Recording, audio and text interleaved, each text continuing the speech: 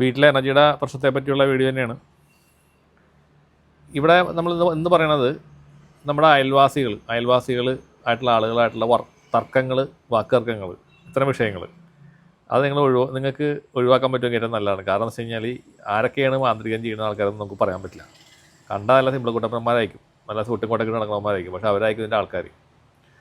അവർക്ക് ദേഷ്യം കയറി കഴിയുമ്പോൾ എവിടെയെങ്കിലും പോയിട്ട് പോലെ എന്തെങ്കിലും സാധനം കൊണ്ടുവന്ന് നമ്മുടെ പറമ്പിലിടും, ഭൂമിയിലിടും, കുഴിച്ചിടും. രാത്രിയൊക്കെ കാണാണ്ട് വന്നിട്ട് വയ്യ വന്നിട്ട് കുഴിച്ചിട്ട് പോകും. അല്ലെങ്കിൽ ഭൂമിയിലേക്ക് വെറുതെ ഇട്ടാലും മതി. വല്ല ഭസ്മോ പിന്നെ അവരെന്തൊക്കെയോ കൊടുക്കുന്ന കുറേ സാധനങ്ങളൊക്കെ ഉണ്ട്, അത് കൊണ്ടുവന്ന് ഭൂമിയിലിടും. പുഷ്പങ്ങൾ കാര്യങ്ങളൊക്കെ ആയിട്ട് കൊണ്ടിടും.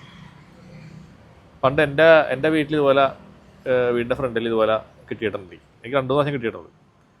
അപ്പോഴാണ് ഞാനിത് മനസ്സിലാക്കിയത് ഇങ്ങനെ സംഭവമുണ്ട് എന്നുള്ളത്. പക്ഷേ ഞാനത് ആ എനർജി അതിനെ സെൻസ് ചെയ്തിട്ടുണ്ടായിരുന്നു, കൃത്യമായിട്ട് സെൻസ് ചെയ്തിട്ടുണ്ടായിരുന്നു. ഇങ്ങനെ സംഭവം കണ്ടപ്പോൾ തന്നെ ഞാൻ അതിനെ അപ്പോൾ അത് നമുക്കൊരു വല്ലാത്തൊരു നോക്കുമ്പോൾ തന്നെ നമുക്കൊരു വയറിനൊക്കെ ഭയങ്കര എരിച്ചിൽ പോലെയും ഭയങ്കര ഇങ്ങനെ ഗ്യാസ് കയറി ഭയങ്കര ഒരു സംഭവം പോലെ വന്നെനിക്ക് അത് കണ്ടു കഴിഞ്ഞപ്പോൾ ശരിക്കും പറഞ്ഞു.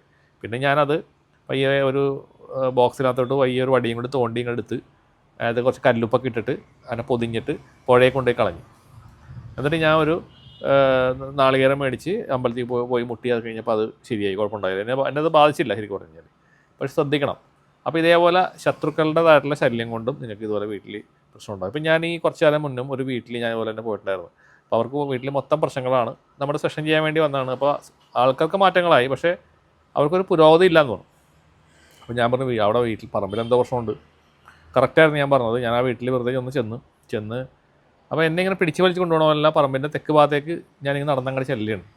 അവിടെ നിന്ന് കഴിഞ്ഞപ്പോൾ ഭയങ്കര നെഗറ്റിവിറ്റി എനിക്ക് ഇങ്ങനെ ബോഡിയിലോട്ട് ഇങ്ങനെ അടിച്ചുകൊണ്ടിരിക്കുകയാണ്. വീടിന് ചെറിയ വാസ്തുദോഷമുണ്ട്, പക്ഷേ അത് വലിയ സീരിയസ് അല്ല. അപ്പോൾ ഞാനിങ്ങനെ പറഞ്ഞു, ഇങ്ങനെ ഈ ഭാഗത്ത് എന്തോ പ്രശ്നമുണ്ടല്ലോ, ഇവിടെ എന്തൊക്കെയോ സാധനങ്ങൾ കിടപ്പുണ്ടല്ലോ എന്ന് പറഞ്ഞു.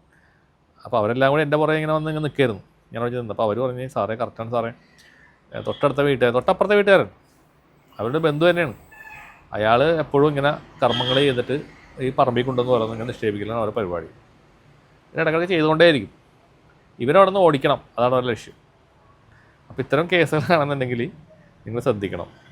അതിനുള്ള മറുമരുന്ന് നിങ്ങൾ ചെയ്ത് അവിടെ എന്തെങ്കിലും ചെയ്ത് അത് നിർവീര്യമാക്കുക. ബോംബൊക്കെ നിർവീര്യമാക്കുന്ന പോലെ നിർവീര്യമാക്കേണ്ടി വരും. ഇല്ലെങ്കിൽ നിങ്ങൾക്ക് അവിടെ ഇരിക്കാൻ പറ്റില്ല. ഈ വീട്ടിലുള്ള ആളുകൾ തമ്മിൽ തല്ലുപിടിക്കും. ഏറ്റവും ഫസ്റ്റ് കാര്യം അതാണ്. തമ്മിൽ കണ്ട അങ്ങോട്ട് കീരിമാകുമ്പോൾ പോലെ ആയിക്കോളൂ, ഭയങ്കര വഴക്കായിരിക്കും.